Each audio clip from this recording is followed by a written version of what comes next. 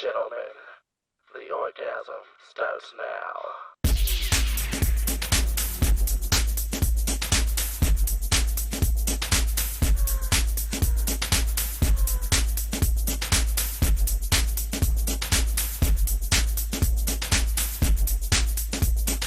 Let's be wild and free. Let's be wild and free. Let's be wild and free. Jtrain Show back again, everybody. Yeah, it's been a while.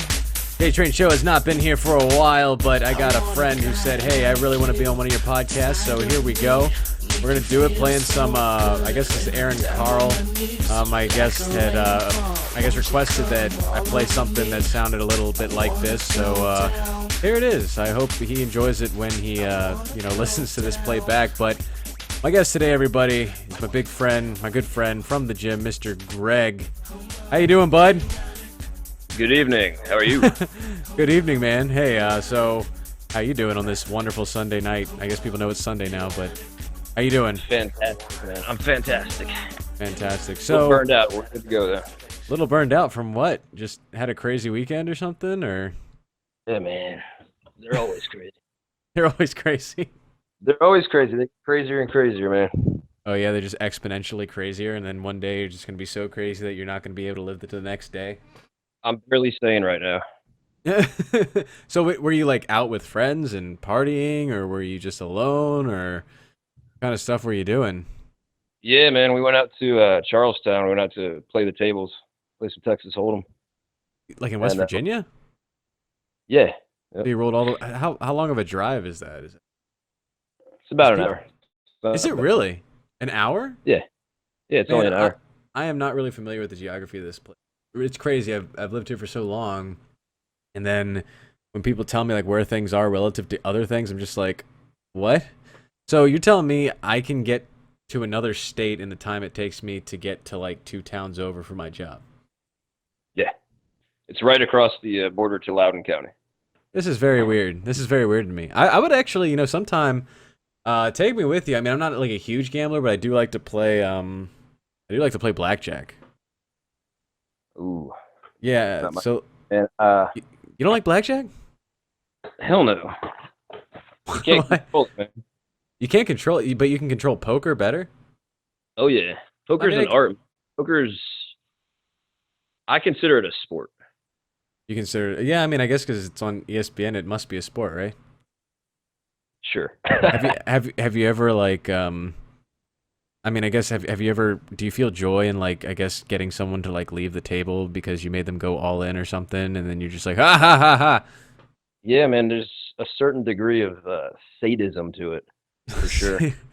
And it can go either way, because everybody else at the table, it's all in good fun, hmm but everybody else, they want to taste your blood. Yeah. So So, do you usually come away with brutal, like man. usually come away I guess on top, or like what are your rules for leaving and going in and all that? Didn't go for the most part. So I'll go in with, a couple $100, and I'll be like, if I triple this, I'll walk away. And then, I triple it, and then I get greedy, and I say, all right, I'll walk away. And then I lose all my money, and then I go home and And kick cry. myself. Yeah, I bash my face against the mirror. I remember. So the first time I ever really gambled was this year in New Orleans for a friend's bachelor party. I mean, and if you know me, the kind of stuff that people go to New Orleans for is really not who I am or what I'm about. But it was for a friend, and we went into like a casino, right? And I was like, you know what? Let me try gambling or whatever. Let me see what it's about. And what was the buy-in? It was so it was like $10, right? I did blackjack, and I just said, hey, if I'll play for like a little bit, and if I bust like twice or whatever, if I lose money twice, then I'll stop. But I also had a rule that like at a certain number, like I would just keep hitting regardless, like just keep doing it. And I pissed some people off doing that, but I made $80. Nice. Yeah, so it was Man, pretty cool. you got to set like firm boundaries when you gamble. Especially Going with into it, I think going into it. Oh yeah, absolutely. And you have to have the discipline to adhere to those boundaries, because every time I double my chips or every time I triple my stack, then I keep playing. It's not good. Yeah, I mean, you should take me You got sometime because I'd like like to see. Oh, go ahead. I'm sorry. I think it was Willie Nelson that said famously that you have to know how to fold them. You have to Oh, know how to walk away. it was Kenny Rogers. You got to know when to hold 'em, know Yeah, when to fold 'em. Yeah, The Gambler. I like it. Good song. I I might thought that actually listen to it. Say what? I thought it was Willie Nelson. No, check it out. Like after this podcast, look it up and type in Kenny Rogers Gambler. That's the song. I stand corrected. Because I mean, I'm not a huge Willie Nelson fan at all, and it's really crazy because I actually do like old time country, but I've never been super into him. And I mean, I'm sorry if that like offends people or whatever, but I don't know, man. Just not into his style. I don't know. I'm a huge fan of like the Merle Haggards of the world, people like that, but not so much Willie Nelson. Huh. Yeah. Interesting. I don't know anything about either one of them. Oh, well, yeah. Check out some Merle Haggard when after this podcast, and let me know what you think. So you wanted to be on my podcast, Greg, and I was really excited because I remember when you liked it. Oh, go ahead. Had to be on it. Yeah, you had to be. Big, then I just had to be on it, man. You went through corporate. You filed the necessary applications, and here you I had are. my people. Yeah, we discussed terms of agreement. I get 110% of the profit. All of that, and I appreciate that. So when you like when you liked it, I was just like, hey, yeah, I should probably get Greg on here. Then you messaged me, and you're just like, I really want to get on it. So so have you podcasted before, or have you been on any kind of like talk show or something? No, I never have. This is my first. You're busting my cherry right now, man. Excellent. I'm taking your podcast virginity. Excellent. Right. So yeah, but. One of the reasons why I wanted you on a podcast as well is because you're a very interesting character, and I really like your style and everything, and but it's not so much the norm, I would say.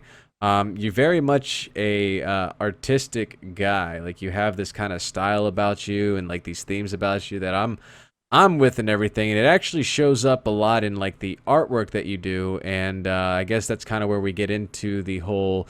You're very good at art and everything. And funny story, you and I actually went to day camp together, and we didn't realize this until like after like a year of like hanging out, that we realized that we went to the same daycare. But I remember you weren't really like an artistic type, like people who have the skill, talent, or maybe you were and I just didn't pay attention, but like people who can, I guess, do the kind of artwork that you do at such a high level that you do it at.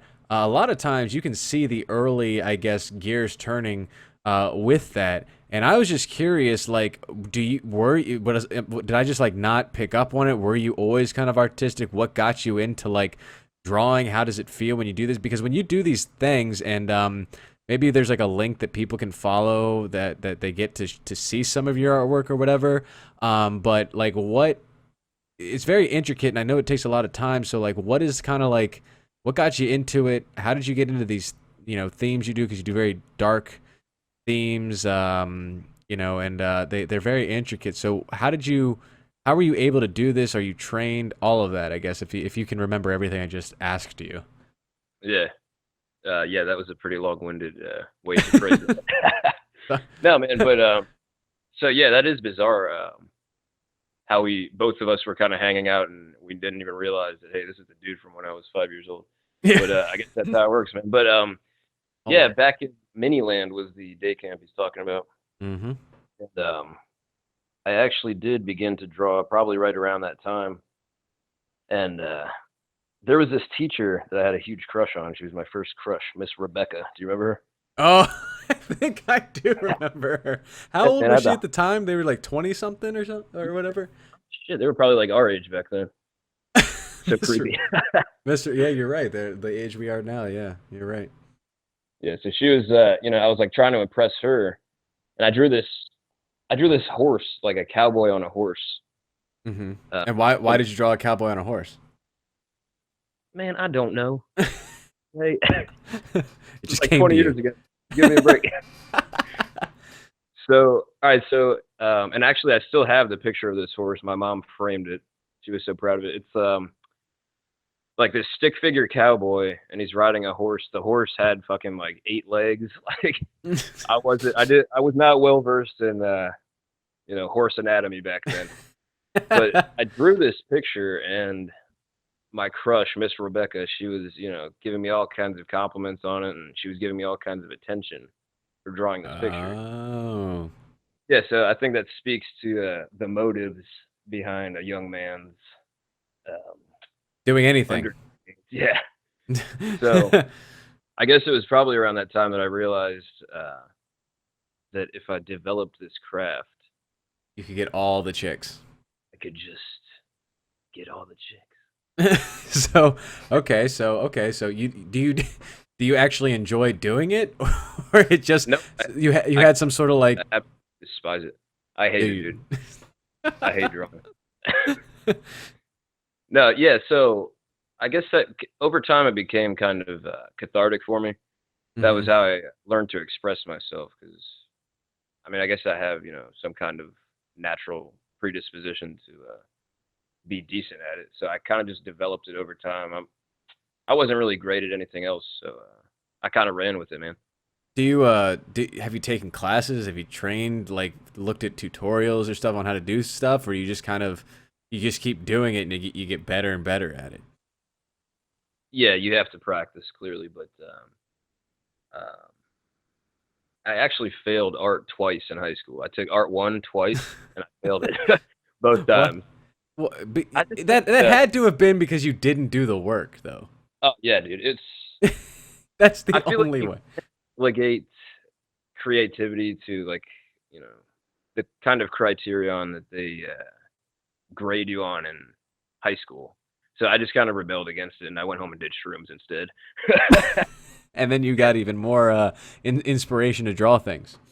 That's right. Okay, so I mean, you just said that you've done shrooms. So like, does that deny that? You can't confirm or deny that. Then let's move on. So, you do these paintings and these drawings on a tablet. Yeah, it's a Wacom tablet. It's just basically I don't even know the nomenclature behind my own tools, man. It's a little black square for the. Okay. It's a black square, and I have a stylus. You're basically drawing on a pressure-sensitive magnet, I think it is. Mm-hmm.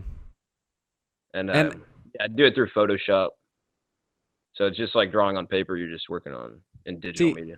Here's the thing. You say it's a lot like drawing on paper, but to me, when I draw like on a tablet, it just does not feel the same to me. Like when you think that it feels just like actual drawing, like the response and everything, because because you're putting the tablet down and then you're like looking up, and like to me that kind of like screws with me when I try to like do something like that. Now I have not been doing tablets for a long time, so it might be maybe different. You draw as well?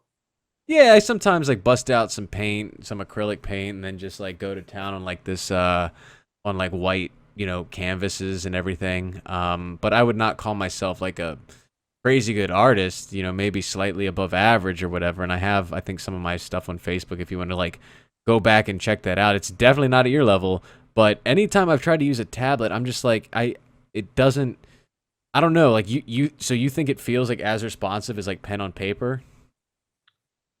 There's a bit of a difference, for sure. You get used to drawing on paper with pencil, and in the same manner you get used to drawing on a tablet with a stylus. It took a little bit of getting used to. Yeah, but now it was like a curve. Yeah. Yeah, I mean, to me, it almost feels bizarre to draw on paper, and I always kick myself. I'm like, you should do some more traditional media, but it's such a pain in the ass, man. Like, you got to erase stuff, and it never looks the same. It's just digital media is far superior, man. There's so much more you. Yeah, I really like working in like paintbrushes and canvas and stuff. I hate cleaning that up, but I also really loved and it's not like I don't have my own kiln, so I can't really just do it all the time. But I love like clay, everything as well. Yeah. Are you pretty much just? Oh, go ahead. You go ahead, sir. Fine, I'm gonna go ahead. So, I was just about to ask you, like, is like the digital drawing like your only kind of favorite, maybe kind of artwork? Do you work exclusively in that, or do you try like other things as well? Yeah, for the last probably 2 years, it's all I've done. Mm-hmm. Uh, I've done painting. I've done oil paintings. I've tried some acrylic paintings, like you were saying, and I don't know how you manage that because my acrylic paintings look like fucking I vomited on a freaking piece of toilet paper or something. I I just didn't. look at I just look at Bob Ross, man. He's just like, welcome everybody. Yeah, Welcome to Bob town. Ross did oil paintings, man. He And did. He did, but you can still use the same kind of techniques that he used. By the way, have you worked in oil before? yes, I have done It several. annoys the piss out of me. I can't Why is that? stand oil because it never dries.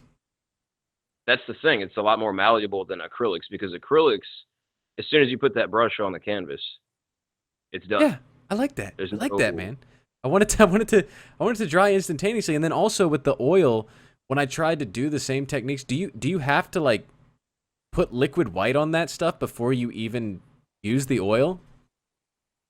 Yeah, as I recall, you have to have some kind of primer, Yeah, or else it just doesn't like adhere to the canvas the way it's supposed to. yeah, it's awful. It sucks, Yeah, man. I mean, so I don't do it anymore because you Yeah. got paint thinner, which it's fun to huff, but it's just not worth. Juice isn't worth the squeeze, brother.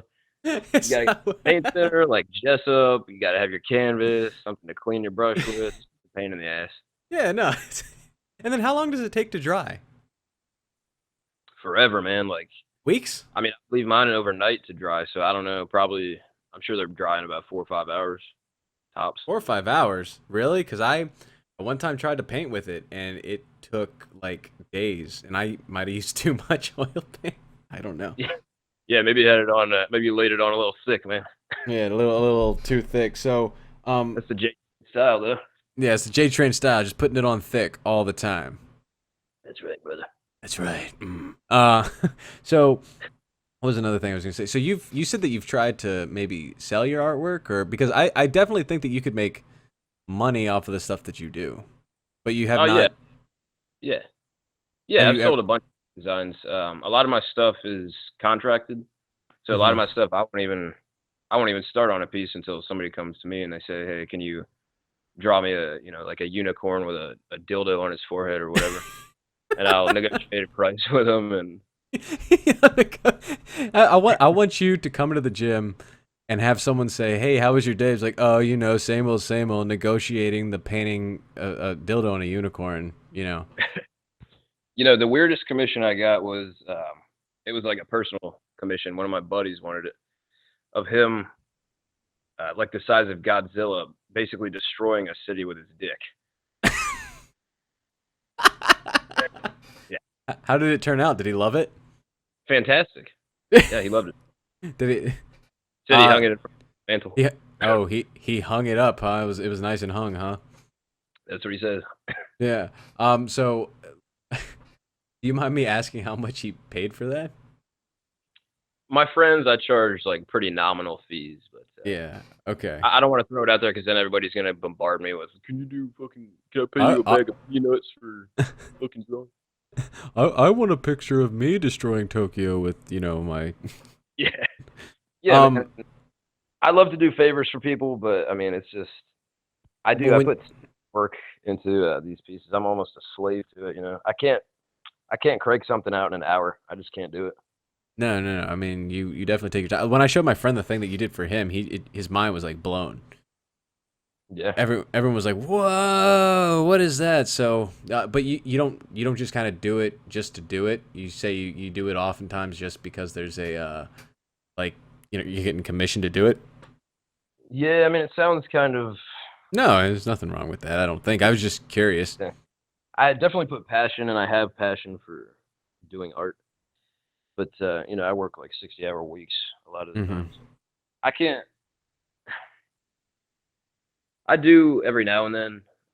I'll do a piece just out of the sheer joy of doing it. But yeah, most of my stuff, if I'm gonna do art, I enjoy the process of creating. So if I'm Yeah. gonna do it, I as well be making money off of it. You know what No, I'm saying? I mean, I hear you, man, and I'm telling you, you need to go to a comic book convention. You need to, Yeah, man. I'm actually working on. I can't tell you what it is because I signed a non-disclosure agreement, but I'm working on a piece right now that's going to be at MagFest. There, dude. Uh, Someone was telling me, invited me there, and I might uh, go with her and her friends to Magfest. So yeah, when we go to that, you should tell me like what it is and everything. yeah, I'm sure I'll be able to once the piece is done. But Yeah. it's gonna. This guy's got a kiosk there, so you'll probably see it. So is it like a this? Is it Big, something to display his stuff, or is yeah. it like he's selling your work? No, it's gonna be a big display piece for his kiosk for his table. Oh, that's pretty awesome. I really want to do like a comic book with you. I really do. One day I'm gonna convince you. I'm gonna bring in some like I'm gonna ask your brother what your favorite alcohol is, and I'm gonna be like, yo, hey, drink all of this, and then let's discuss doing a comic book together, dude. I just told you, man. It's Paint Thinner. Oh, right. I'm gonna buy some Liquid White, Bob Ross brand. Get you to put you in I put you prefer in a yellow small over room. light. Yellow ochre light. And then just convince you that hey, doing a comic book would be a great idea. But you need to go to these conventions, man. Like I asked one of my friends who goes to the same gym as us, and he said it's not like it's a lot of money to do it, but I don't know, dude. Like if you have something that people want to buy, like I'm telling you, with your skill, all you need to do at these conventions is just have, I don't know, Link fighting a Pikachu and everyone wants to buy it, or like some sort of cool looking only ink, like just black and white, super awesome looking Sumi E style, I don't know, Batman. And people will buy that stuff like crazy because people at these conventions are buying stuff that they don't even want. But at the time, they're like, they have this like, They just go intoxicated with the yeah, consumerist. Like, exactly, yeah, I mean, with the event. because they're like, I'm going to Comic Con or going to freaking MagFest or whatever, and I'm bringing $1,000. And it's Exactly. like when we go to the casino or when you play blackjack, you're like, I'm going to spend this amount of money, and they see a picture of a squirrel or whatever, and they're like, whatever, I got to spend this money somewhere.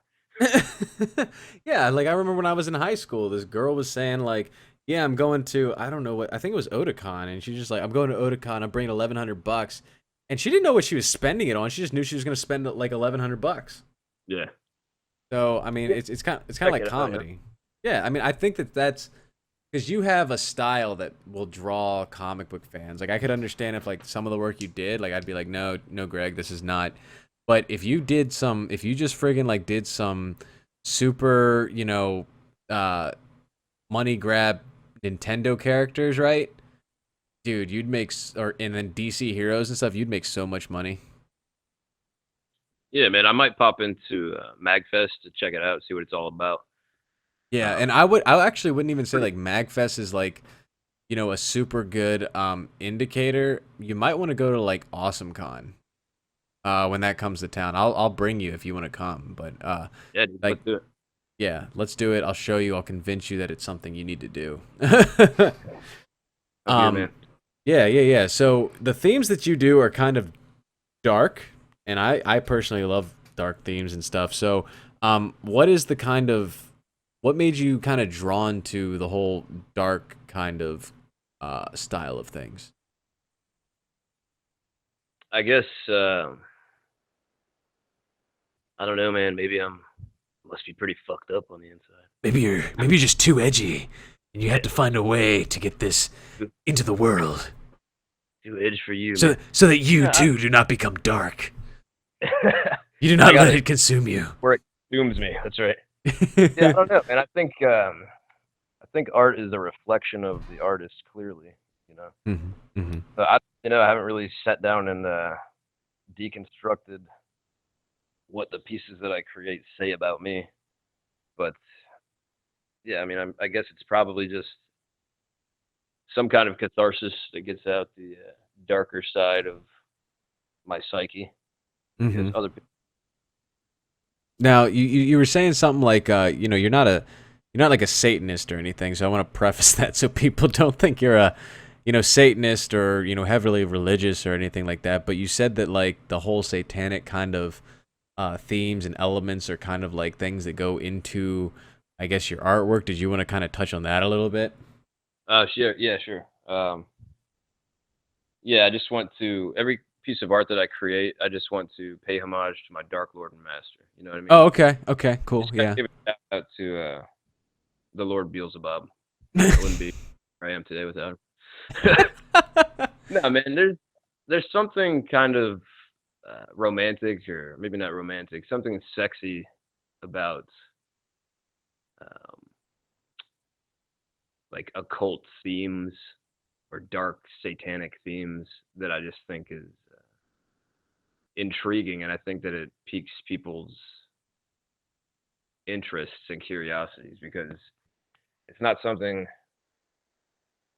that makes people comfortable. And I think when people are uncomfortable and they see themes that are taboo, I guess, and really it's not even that taboo in society these days to be like satanic or whatever. Right. It kind of gives an additional appeal to whatever it is you're doing. But I mean, I guess it does go deeper than that. You know, I do I fucks with some of the at least some of the non-theistic satanic philosophies. I think they're interesting.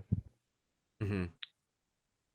I mean, that's cool, man. I mean, like, I think that you definitely touched upon something that, you know, when people see something taboo, it kind of piques their interest, you know, a little bit. It kind of like makes some people interested. And I mean, honestly, like, um, you know, some people just think that like horned demons and like fire and all that stuff is pretty wicked looking, you know? Yeah, yeah, it definitely looks cool. Yeah, like But, I'm a huge fan of like say skulls, for example. I don't think I'm like super like, you know, depressed or anything or that I have anything going on, but I just think it's like really cool looking. You know, these dark themes and everything. yeah, yeah, it appeals to the. There's a morbid curiosity, I think, in every human's mind. Mhm. We Absolutely. know, we know that we're gonna die and all that, and we know that the world can be kind of a scary place, and we ignore it for the most part. Mhm. So when you see symbols like a skull or demons or whatever, people are just drawn to it. You're curious. You want to confront it, but not. You don't want to confront them directly, I guess. I think definitely with like dudes, for example, when you do confront this and when you do display it and everything, it kind of gives you like a like an edge or whatever. It kind of says like, look, this is something I'm not like scared of. It's something that I'm like embracing or whatever, and maybe it kind of makes you look tough. I don't know. I don't know about tough, but yeah, I think you might be onto something. If you kind of embrace something that you're fearful of, like death or um, the concept of an actual Satan is actually terrifying when you think about Oh, sure. I mean, like it. if you I know, mean, in as the Abrahamic sense, like if you're going to burn in a lake of fire and Satan's gonna be jabbing you in the ass with a poker or whatever, that's fucking scary, right? does not sounds less than fun. Yeah, If I'm being honest, yeah, sure there are sounds. people out there that would be into it, but Sure, yeah, maybe. Maybe. And that's that's what they're into. That's what they're into, I guess. I guess. But yeah, I mean, this is the kind of the stuff that we talk about. Like, oh, go ahead. I was saying you might have been onto something when you said that you embrace, as opposed to fearing it, you embrace it. And I guess it kind of gives you some kind of power over it. Yeah. No, absolutely. So that this like sense of like power, and it's not gonna affect me or anything like that. Absolutely. And this is like the kind of stuff we talk about in the gym a lot. Now, you you are a pretty swole looking dude. I know I have you like on my YouTube, and some of the ladies are like, man, what a good looking guy with his beard and his muscles and everything. How long have you been lifting? I've been lifting off and on since I guess 2005 or 2006. Okay, cool, man. Yeah, Yeah, and I go on like spurts where I lift all the time, and then I'll be out of the gym for like a month at a time. It's terrible. what made you like get into lifting? Get into like lifting weight? Uh, I'm pulling my chicken out of the oven. Okay. Ladies and gentlemen, he's cooking like how many flocks of chicken? I got at least like 12 chickens here. I got like at least extended family of chicken. Yeah, And then you right now. just massacred an entire family worth of chicken. That's right, and I feel nothing. All right, so where were we? Yeah, so you got into lifting because I got into lifting so I could get jacked and look sexy like you. thanks, man. Reagan. Did and I think we can all agree, mission accomplished. I'm, No? I'm a virgin, bro. Oh, okay. Um, so, like, do you have like, do you think that the gym and lifting has done anything else for you, or you just kind of like the feeling of working out, or you do it because you feel like you should? Is it kind of like your art, where like you don't necessarily do it because like you have like this inherent love for it, but just it's like a means to an end? I don't know if it's a means to an end, but yeah, it's If definitely I'm it's using that another. phrase correctly, I use that phrase a lot, and I'm not sure I know what it means. That's all right. You sound intelligent, so it's okay. Okay, you just have to sound as if I sound confident saying something, people will believe it. Yes, shallow and pedantic. Yes. Yes. But yeah, it's just one of those. It's just another outlet, I guess, of catharsis. It gives you. It's something to fill the existential void and give you purpose from day to day. Yeah, no, Uh, absolutely. I think I started lifting. I'm kind of a small dude. When I was younger, when I was 14, 15, when I started lifting, I was like real skinny, and I was like, I want to get yoked. I think every guy goes through that phase where they're like, I want to put on some beef. Yeah, definitely. And I mean, yeah, what about definitely. What when did you about me? start lifting? Yeah, it's definitely more. I don't want to say obsession in like a bad way, Yeah, but it's you are completely obsessed. devoted to lifting and getting yourself as large as possible, and you've done a fantastic job of that. Oh, thanks, man. I appreciate it. Why did I get into it? Well,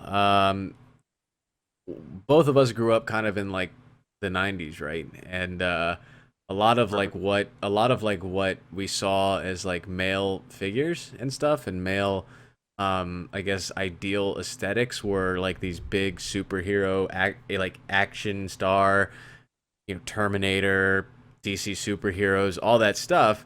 And you kind of had like that as like a way of, or a I guess marker of like what the ideal man looked like. Now, whether or not that's true or false is like, I don't think there's a right answer to it.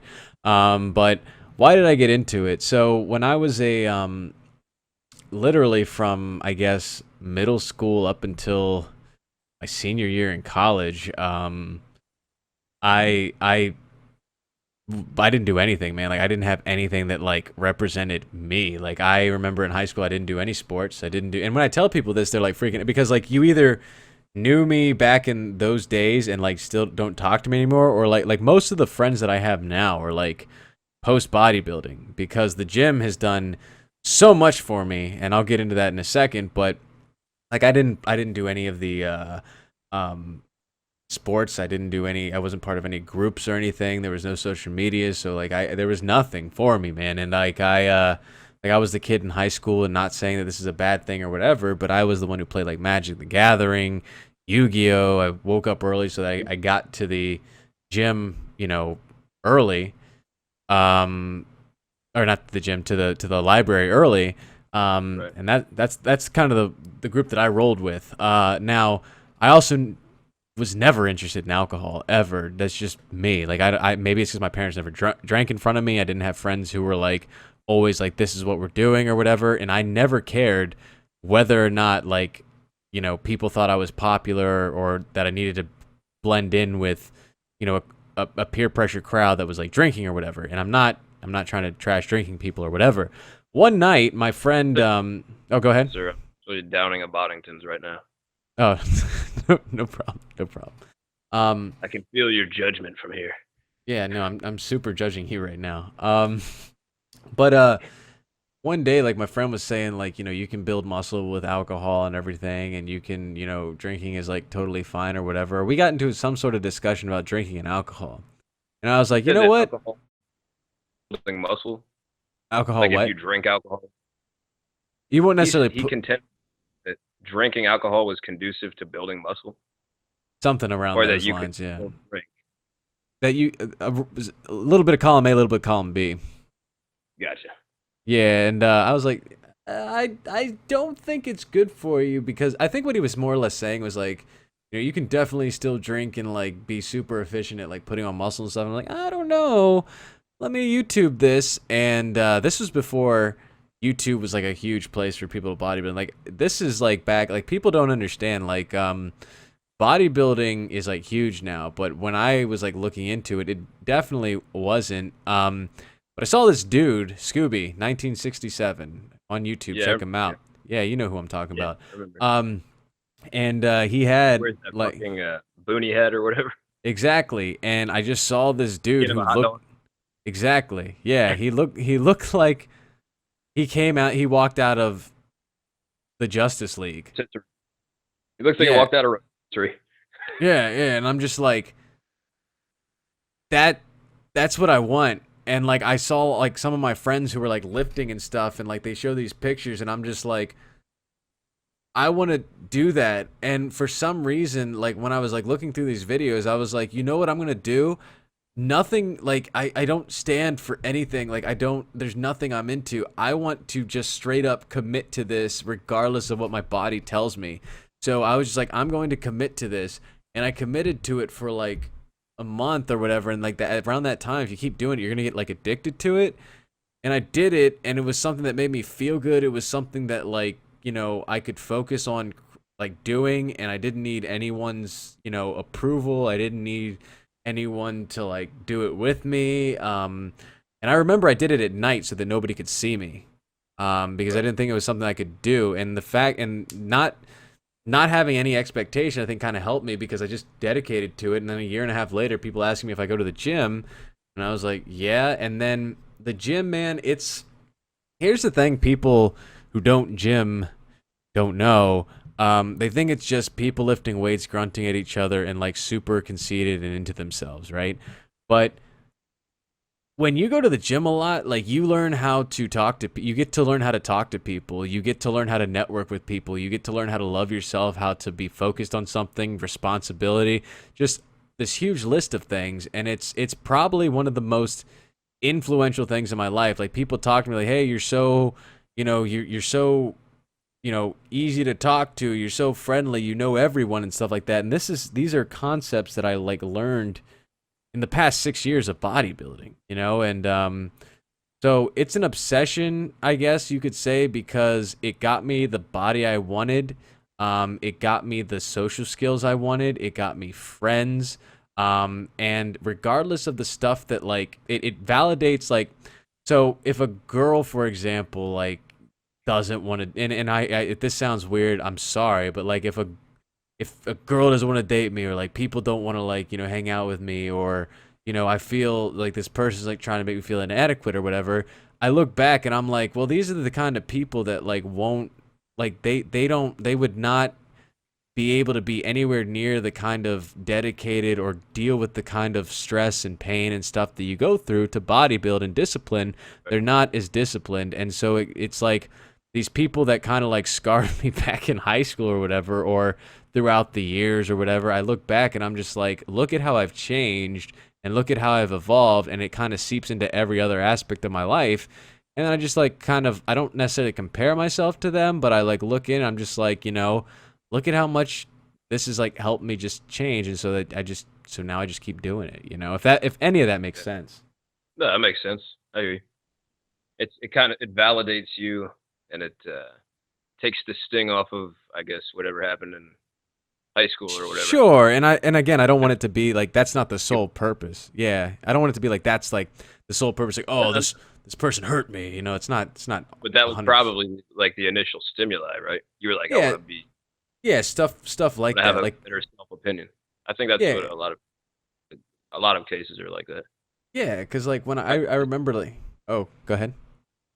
Oh, I said I think a lot of cases are like that, or at least they start out that way, and then it becomes, like you explained, more of a regimen and more of a way to just kind of control your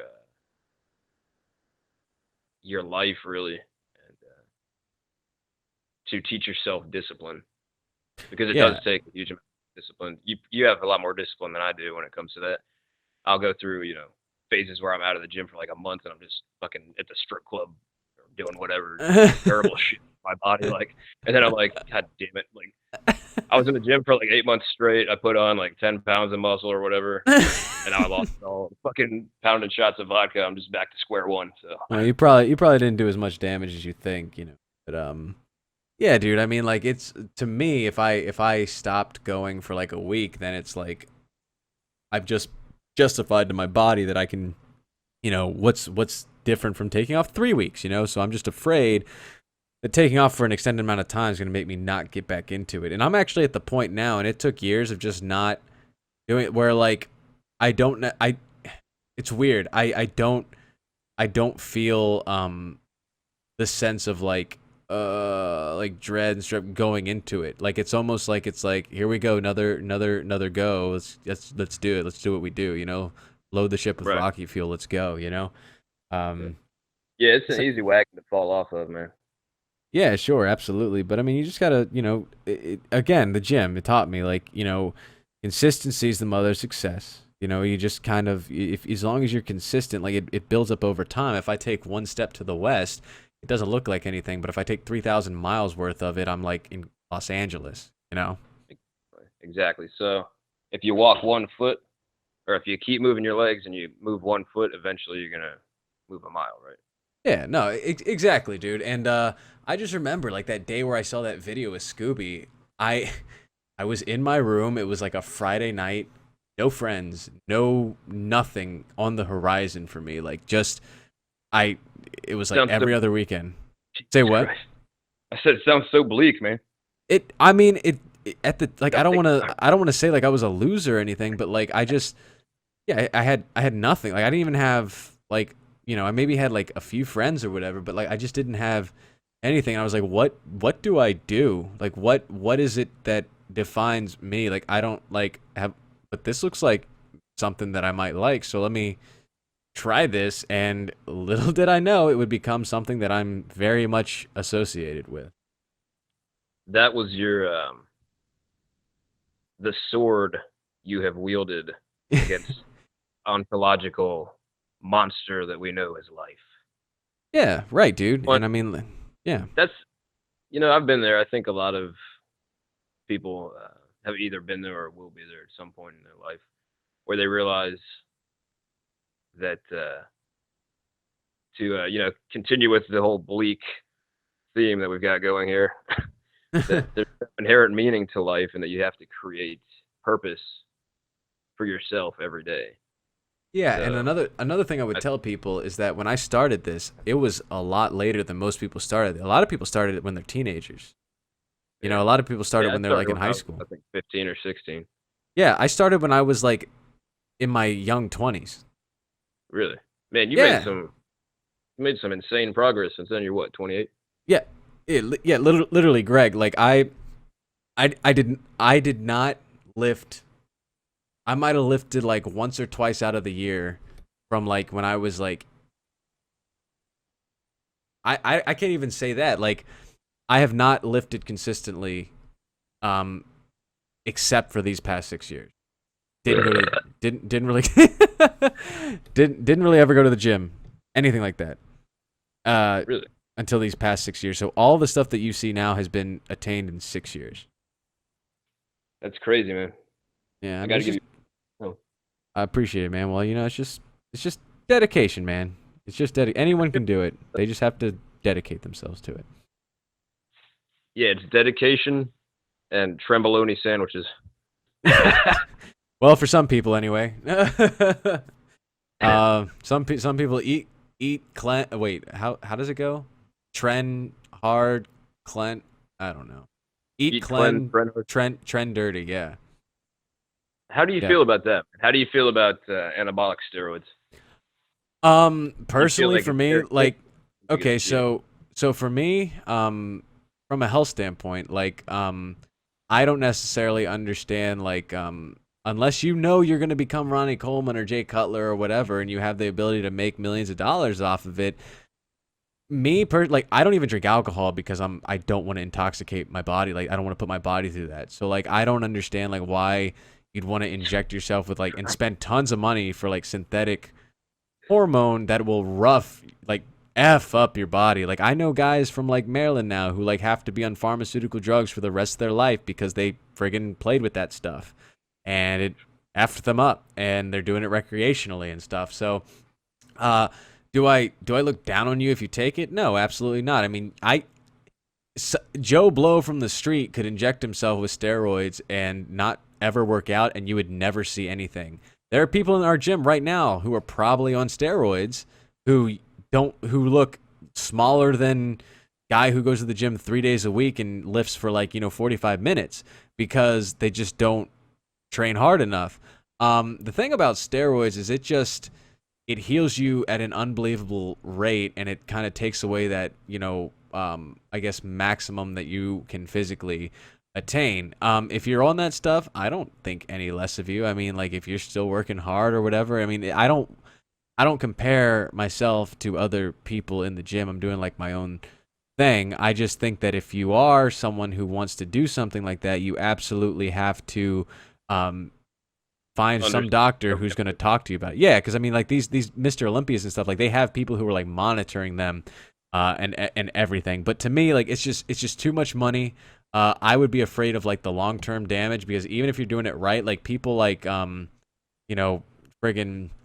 Arnold Schwarzenegger getting like open heart surgery at age 40. I don't know if that's the trajectory I want. Now, I will ask you this, Greg. If I said that, like, right now, if I put you on a cycle or whatever, I guarantee you that you will have Ronnie Coleman's legacy, or even Arnold Schwarzenegger's legacy, right? I will give you Arnold Schwarzenegger's legacy, but you will die at age 60. Would you take it? Yes. Okay. Yeah, man, I'm cashing out at 60 anyways. That's my plan. I don't want to live 60. Fuck that. I don't want anybody changing my diapers. Yeah, well, I mean, 60s. You're not really incontinent at 60 anymore. I mean, 60 is like very young nowadays. Not very young, but it's. If I turn 60, day that I turn 60, I think I've earned the right to shit my pants. So I will be incontinent at age 60. It's like. Thank you very much. You're to the doctor and be like, "Can you make me incontinent?" No, I'm just gonna shit my pants. I'm just gonna sit there and punch a baked potato right into the old trousers. Oh, Jesus Christ. Or some chili soup, huh? Yeah, well, hopefully not. Well, hey, man. Oh, go ahead. I was gonna say, for the amount of time and effort that you put into sculpting your body, there has to have been a time where you considered the use of anabolic steroids. Never. I know, not one time.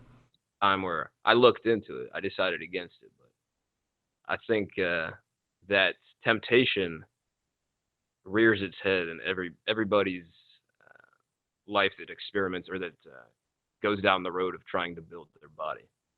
A lot of it, dude, is if you told me that, like, if you told me it was like eating cereal, or if it was like drinking soda or something like that, like, maybe it would be something that I would look into. But like I just cannot stress enough the whole, I'm so against putting stuff in my body that is not super beneficial to it. I guess aside from like candy or whatever, I mean, that's not good for me, or like fried foods or whatever. But like I have zero I guess what's the word I'm looking for? Desire to do to ever try alcohol like in excess amount, or ever try drugs, or even hookah or tobacco or anything like that. It's just always how I've been. And the thing is like, I've always just kind of been proud of like the stuff that I've been able to do naturally. I'm not necessarily thinking about like competing or anything. I personally have never, had because I also look at myself and I'm like, what's the cost and what's the gain that I'm going to get out of it? Like, as long as I'm walking someplace and people are like, dude, you're working out, you're looking great and everything, that's fine to me. I don't necessarily need to be Mr. Olympia, Right. So does that same mentality apply for you when it comes to like stuff like biotechnology? Because it isn't natural. Yeah, I mean, like you're talking about like, or like, give me an example. Just in general, biotechnologies. If they came up with, fucking some kind of eyeball that could make you see, or that could capture film or video feed, and they could replace your eyes, but it wouldn't affect like your ocular function, or it would improve your ocular function. Would you do that?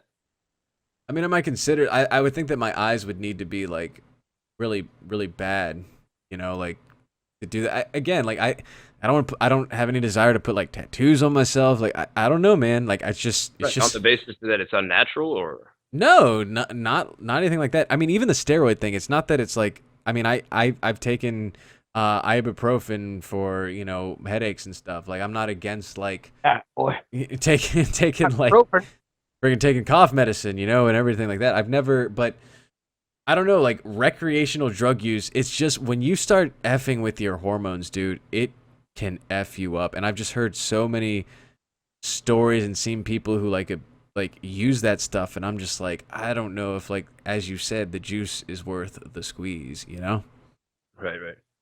Good analogy. But and also like it feels really great when people ask me if I'm on it, because I can literally say that all I did, and I'm not even like people at the gym, right? Like I'm not even guy who takes supplements like crazy. I don't take any supplements at all. Unless you consider like maybe coffee is like a supplement. But like, there are a lot of people that we know at our gym, at every gym I've worked out at, who have asked me, hey, you're really not on steroids? Like, people we know very well, like, have just like, they've alluded, like, I mean, you are like on this stuff, right? I'm like, no. And they might not believe me or not, and that's completely up to them. I don't care if they think I am or I'm not, but it's just a huge compliment when people think that I'm like doing this super hardcore cycle and everything, but no, it's completely 100%, natural. And I don't have any, I wouldn't even know where to find that stuff. I wouldn't even know like how to use it. I hate needles, man. I can't stand needles. Yeah, I hear you. Yeah, I don't want to have one section of my butt be like cement in like, a couple, Yeah. Yeah. Yeah. So Needles are gross, bro. say what? I said needles are gross. They're still gross. No, they're just terrifying, But yeah, man, I really appreciate you being on my podcast today. Yeah, thanks for having me, man. It was fun. Yeah, no, I think we should definitely do it again sometime. And I really appreciate you for asking to be on it. And I really enjoyed some of the stuff we talked about tonight, and the questions that you asked as well. Is there any like social media or something that you want people to follow you at or anything? Yeah, they can check out my Facebook if anybody needs art done for them. You have a page for that, don't you? Yeah, I do. I'm terrible at maintaining it, but it's Iconoclast Visual Design. Do you want to spell Iconoclast for people? I can't spell, man. I'm just a troglodyte, okay? Don't ask me to spell troglodyte either. Okay. So Iconoclast Visual Design. Visual Design. You're too dumb for me to work with in the first place. Oh, shade. Look at that. All right, man. Well, have a great night, all right? Hey, you too, brother. And everyone, be sure to subscribe to my YouTube channel, Jtrain Media, and like and subscribe, or like and share this video this podcast if you liked it. And until next time, have a great night.